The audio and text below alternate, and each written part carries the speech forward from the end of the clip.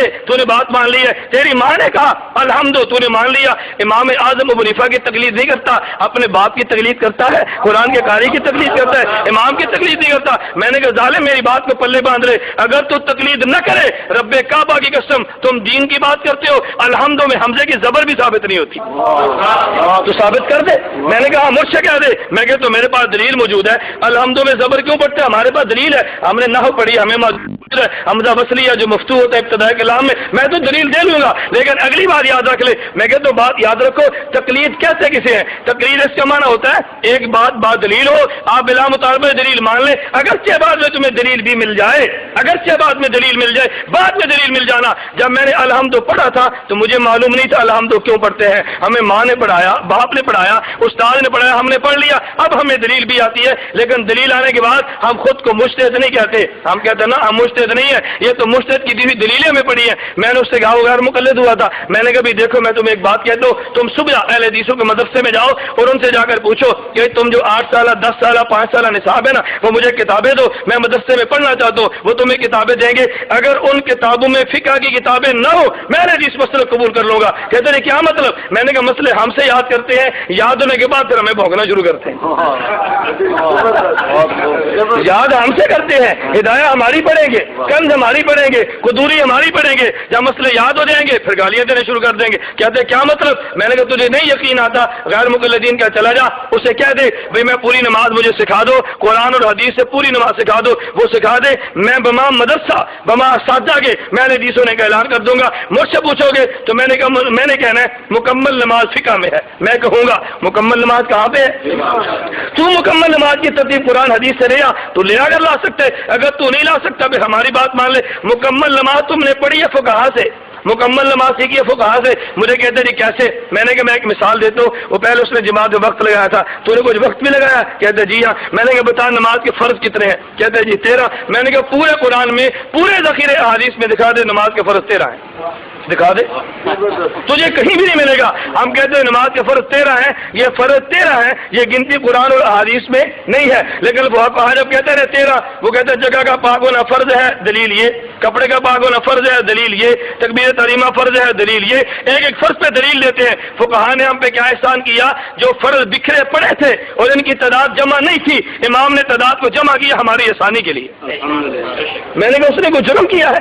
बिखरे फराइज को जमा कर दिया, बिखरे दलाइल को जमा कर दिया, दलाइल हमारी किताबों से, मसाइल हमारी किताबों से, और जब याद हो गए तो गालियां भी हमें देते हो। खैर उससे बात चल पड़ी, मेरे अल्लाह ने फजल फरमाया, उसको काफी हद तक जब बात समझ आई, मेरे अल्लाह ने करम किया, बात समझ आई, करीब हुआ, कायल हुआ, जो बात मैं आपसे कहने लगा असल बात इधर उधर चली जाए। मुझे कहता है आप इमाम की तकलीद करते हो? मैंने कहा जी हाँ। कहते हजरत इमाम आजम अबू हनीफा की? मैंने कहा जी हाँ। कहते उनके शागिर्द इमाम अबू यूसुफ थे? मैंने कहा जी हाँ। इमाम मोहम्मद भी थे? मैंने कहा जी हाँ। कहते इमाम अबू हनीफा वो कैसे उस्ताद थे, उनके शागिर्द इमाम अबू यूसुफ और इमाम मोहम्मद उनकी बात नहीं मानते, वो कैसा उस्ताद था? अगर वो इतना बड़ा आलिम था, शागिर्द तो उसकी बात मान लेता, शागिर्द तो उससे इख्तिलाफ तो ना करता ना। अगर उनकी बात शागिर्द नहीं मानते तो हम क्यों माने?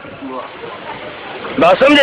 कहते उनकी बात उनके शागिर्द नहीं मानते, हम क्यों माने? मैंने कहा बाबा खुशकिस्मती हजरत दाऊद और सुलेमान की कि उनके दौर में गैर मुक़ल्लिद नहीं थे, वरना लोग नबूवत का इनकार कर देते। मुझे कहते जी क्या मतलब? मैंने कहा कुरान कहते, आप कुरान उठाओ, मुफस्सिरीन ने एक वाक़या लिखा है, हजरत सुलेमान दाऊद अलैहिस्सलाम के दौर में एक आदमी ने अपनी जमीन में खेती काश्त कर रखी थी, दूसरा चरवाहा था, वो बकरियां लेकर जा रहा था। वो हुआ गया कि बकरियां और चरवाहे की बकरियां उस आदमी के खेत में चली गई, उनके खेत को जाया कर दिया, खा लिया, खराब कर दिया, उजाड़ दिया। हजरत दाऊद के पास गया, हजरत हमारा फैसला फरमाए। दाऊद ने फरमाया भी तूने गलत किया, तेरी बकरियों ने इसका खेत उजाड़ा है, इसका हाल ये है कि तू अपनी बकरियां इसके हवाले कर दे, मसलन 1000 का नुकसान किया, 1000 की बकरियां इसको दे दे। हजरत दाऊद अलैहिस्सलाम ने फैसला किया। ये दोनों हजरत सुलेमान के पास गए अलैहिस्सलाम, हजरत सुलेमान के पास गए, हमारा फैसला फरमाए। हजरत सुलेमान फरमाने लगे भैया जो तेरा खेत इसकी बकरियों ने खाया है, ऐसा कर ये खेत इसके हवाले कर दे, इसकी बकरियां तू ले ले, तू बकरियों का दूध पिया कर, अपनी बकरियों से औलाद को दूध पिलाया कर, और ये आदमी तेरे खेत में काम करेगा।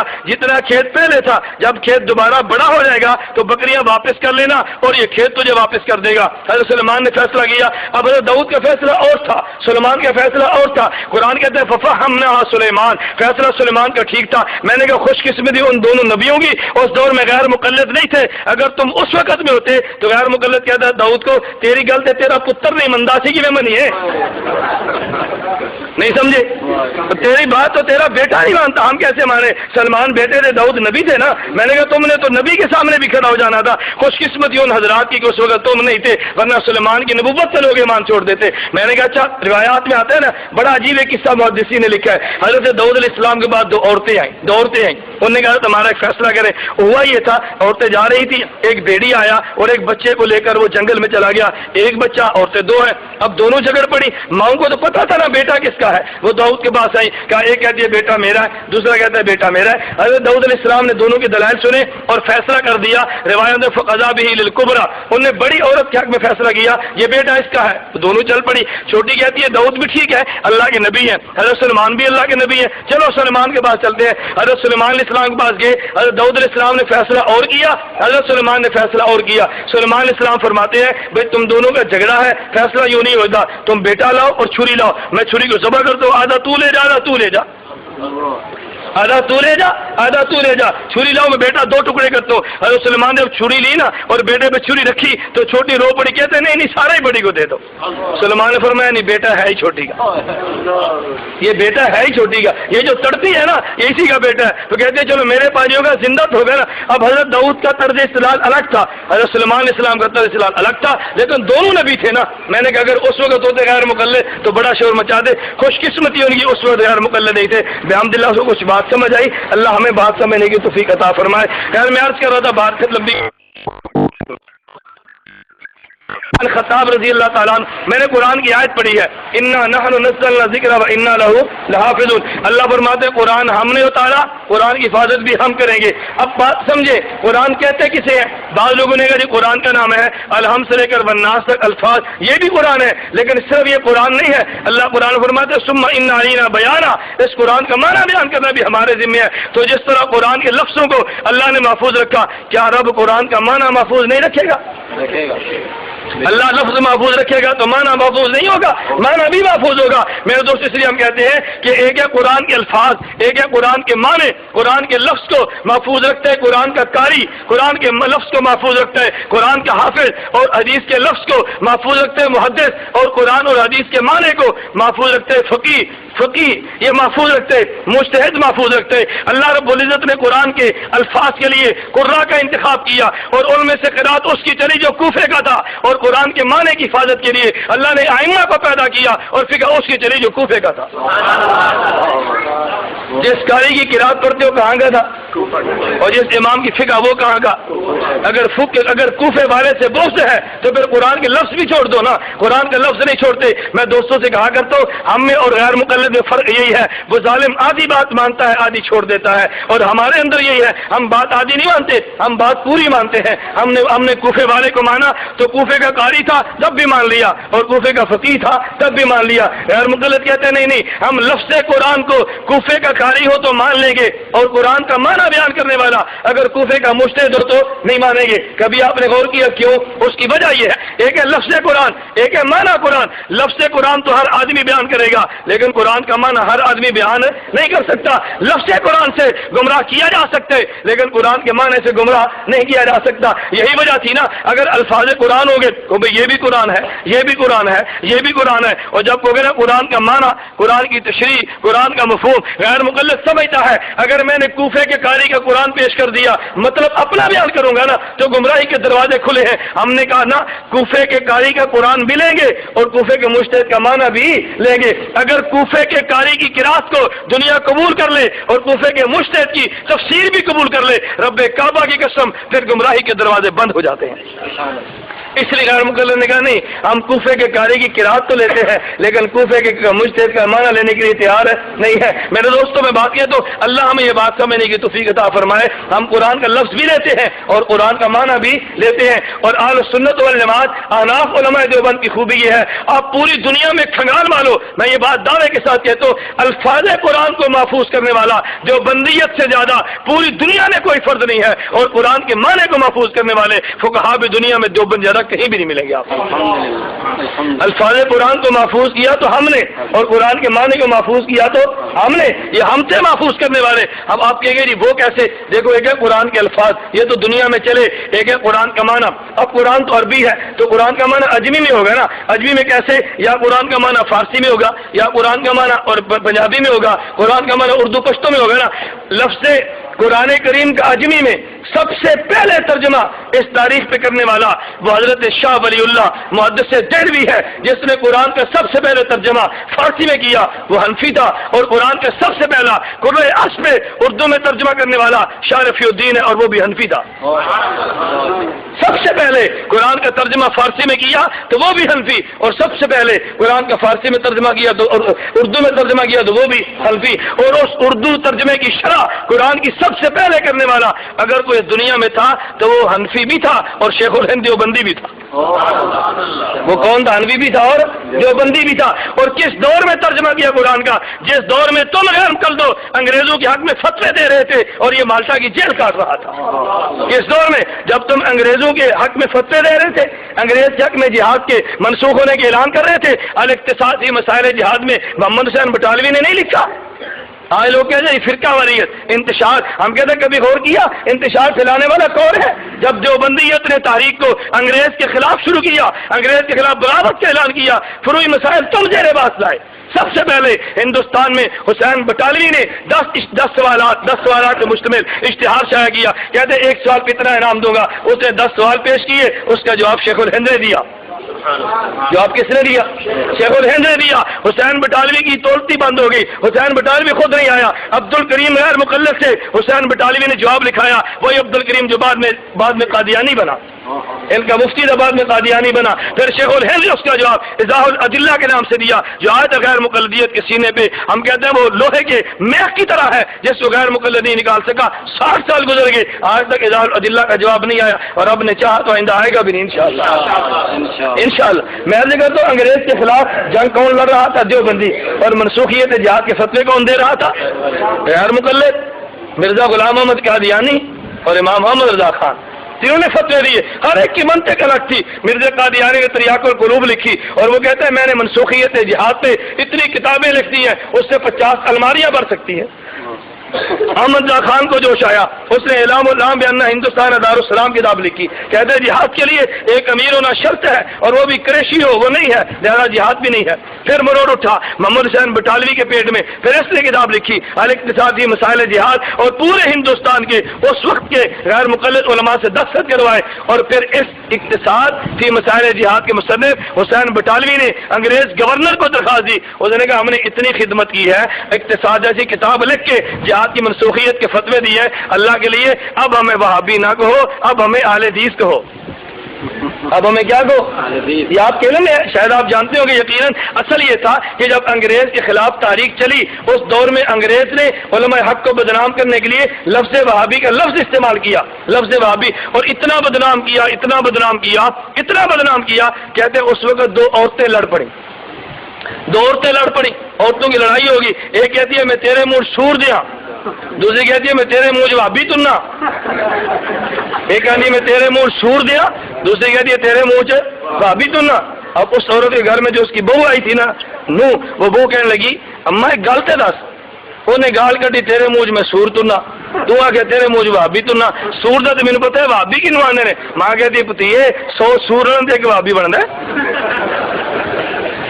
اس قدر انگریز نے اس لفظ کو اس قدر بدنام کیا، اس قدر بدنام کیا، یہ وہابی کے لفظ کن کے لیے تھا؟ مجاہدین کے لیے، اس قدر بدنام کیا۔ کہتے ایک مولوی تھا نا، اور مولوی تھا بدعتی، وہ کون تھا خود سمجھ لو، بدعتی مولوی تھا، وہ اللہ شان، اور ہندو تھا دکاندار، ہندو دکاندار سے وہ سودا لیتا رہا، 4-5 ہزار قرض چڑھ گیا۔ اس ہندو نے کہا، لالا جی نے کہا حضرت جی مہربانی فرماؤ اب ہمارا قرض اتارو۔ حضرت نے کہا تو بندرا پتر بان میرے کو پیسے نہ مانگ۔ اس نے کہا حضرت جی مہربانی فرماؤ قرض بہت ہو گیا دے دو۔ اس نے کہا اچھا تجھے ہفتے کے دن دوں گا۔ جب جمعے کے دن کا مولوی صاحب انتظار میں تھے، جمعے کا دن آیا تو ملا جی نے مسجد میں اعلان کیا، اس نے کہا لالا وہابی ہو گیا، آئندہ سے سودا نہیں لینا۔ وہ شاہ کی جماعت تھی، عاشق تھے، ان سب لوگ دیا۔ اب لالے کی دکان ٹھپ ہے، دکان چل نہیں رہی۔ لالے نے غور کیا ابھی دکان چلتی کیوں نہیں؟ کسی آدمی سے پوچھا یار میرے پاس گاہک نہیں آتے، اس نے کہا حضرت جی نے فتویٰ لگایا کہ تو وہابی ہو گیا۔ وہ آیا مولانا کے بعد، کہتا حضرت میں 5000 قرض نہیں لیتا، آپ فتویٰ واپس لو، فتویٰ لو واپس۔ مولوی صاحب نے کہا ٹھیک ہے، جمعے کے دن آئے تو مولوی صاحب نے جمعے کے دن کہا بھائی اب یہ وہابی نہیں ہے، یہ دوبارہ لالا جی ہندو بن گیا، اس لیے آپ اسے سودا لے سکتے اس قدر انگریز نے بدنام کیا، اس قدر انگریز نے بدنام کیا، اپنے مخالفین کو لفظ وہابی سے تعبیر کیا۔ تو غیر مقلدین نے درخواست کی، انہوں نے کہا ہم نے تمہارے خلاف جہاد نہیں کیا۔ صدیق حسن خان نے ترجمان وہابیہ کتاب لکھی، کہتے ہیں سب تمہارے خلاف بغاوت کرنے والے حنفی ہیں، ہم حنفی نہیں ہیں۔ اقتصاد کی مسائل جہاد میں حسین بٹالوی نے کہا جہاد منسوخ ہو گیا، ہم وہ لوگ نہیں ہیں، فتوے دیے اور پھر درخواست دی ہمیں وہابی مت کہو، وہابی اور ہم نہیں ہیں۔ پھر باقاعدہ انگریز نے سرکلر کے لیے ان کا نام اہل حدیث رکھا، پھر نام کیا جاری رکھا۔ میں ساتھی کہتا ہوں تمہیں اور کوئی کتاب نہ ملے تو پاکستان پنجاب کے BA کے نصاب میں تاریخ پاکستان کے نام سے کتاب شامل ہے، صفحہ نمبر 94 پر عنوان موجود ہے، عنوان اہل حدیث اور مسلک کی وفاداری۔ پاکستان کی حکومت کے BA کے نصاب میں کتاب شامل ہے، تاریخ پاکستان 1857 سے لے کے 1947 کی پوری تاریخ ہے، اس میں اجمالاً خدا کی قسم اس کتاب میں علماء دیوبند کا کردار پڑھو، ذرا پڑھو، علماء دیوبند کا بھی ذرا کردار پڑھو۔ ان نے درخواستیں دی، ان کی درخواست کو منظور کر لیا گیا۔ میں گزارش ہی کر رہا تھا، لفظ قرآن کو پیش کیا تو کس نے؟ دیوبندی نے، اور قرآن کی تشریح کی تو کس نے؟ دیوبندی نے۔ ہم کہتے ہیں اللہ تیرا شکر ہے کہ قرآن کے الفاظ کو زندہ رکھا تو نے ہمیں اس کے لیے انتخاب کیا، قرآن کے معنی کو زندہ رکھا تو نے ہمیں انتخاب کیا۔ میرے دوستو، میں کہتا ہوں شیخ الہند نے ترجمہ لکھنے کا آغاز کہاں سے شروع کیا؟ جیل سے۔ کہاں شروع کیا؟ جیل سے۔ حضرت تو دنیا چھوڑ گئے، ترجمہ لکھا 2.5 پارے کی تفسیر سے دنیا چھوڑ میں، پھر اللہ نے انتخاب کیا شیخ الاسلام مولانا شبیر احمد عثمانی کا، انہی کے نام پہ تفسیر عثمانی ہے۔ یہ شبیر احمد عثمانی وہی تھے جب پاکستان بنا تو مغربی پاکستان کراچی میں پاکستان کا پرچم محمد علی جناح نے ان کے ہاتھوں سے لہرایا تھا۔ لوگ کہتے ہیں دیوبند کا کردار کوئی نہیں ہے پاکستان بنانے میں، جس کو تم بانی پاکستان کے وہ کہتے ہو، وہ کہتے ہیں پرچم دیوبندی ہو تم لہراؤ، کردار جو نہیں ہے، کردار جو نہیں ہے، کہتے ہیں پرچم تم لہراؤ، مغربی پاکستان میں بھی تم لہراؤ اور مشرقی پاکستان میں دارالعلوم دیوبند کے شیخ الحدیث ظفر احمد عثمانی کہا یہاں تم لہراؤ، اور محمد علی جناح نے کہا میں مر جاؤں نا تو میرا جنازہ غیر مقلد نہیں، یہ دیوبندی شبیر احمد عثمانی پڑھے، پاکستان تم نے بنایا۔ میرے دوستو خیر میں نے عرض کیا انا نحن نزلنا الذکر وانا لہ لحافظون۔ میں آخری بات کہتا ہوں، الفاظ قرآن بھی ہم نے محفوظ کیے، قرآن کا معنی بھی ہم نے محفوظ کیا، اور جب امت نے اس قرآن پہ عمل کرنا چھوڑ دیا، تبلیغی جماعت کی صورت میں پوری دنیا میں عمل کی تاریخ بھی ہم نے زندہ کی، یہ بھی ہمارے کھاتے میں، تمہارے کھاتے میں تو یہ بھی نہیں ہے بحمد اللہ تعالیٰ۔ اسی وجہ سے جلتا ہے نا، اسی وجہ سے پوچھو اس سے بھائی تبلیغی جماعت سے کیا دعوت ہے؟ ان کی پگڑی سے دعوت ہے، داڑھی سے دعوت ہے، لباس سے دعوت ہے، نماز سے دعوت ہے، جرم کیا ہے؟ کوئی جرم نہیں سوائے اس کے احیاء دین کی تاریخ ہے۔ اللہ رب العزت ان مدارس کو آباد اور شاد رکھے، دعا فرمائے اللہ ہم سب کو قرآن کی خدمت کے لیے قبول فرمائے، اللہ میں اس پر عمل کرنے کی توفیق عطا فرمائے۔ وآخر دعوانا ان الحمدللہ رب العالمین۔ سورۃ الفتح میں ہے تاکہ اللہ آپ کے اگلے اور پچھلے گناہ معاف فرمائے۔ رسول اکرم صلی اللہ علیہ وسلم گناہگار کب تھے جو اللہ نے گناہ فرمائے؟ سورۃ الزحا میں اور پایا آپ کو گمراہ پس ہدایت دی حضرت اشرف علی تھانوی۔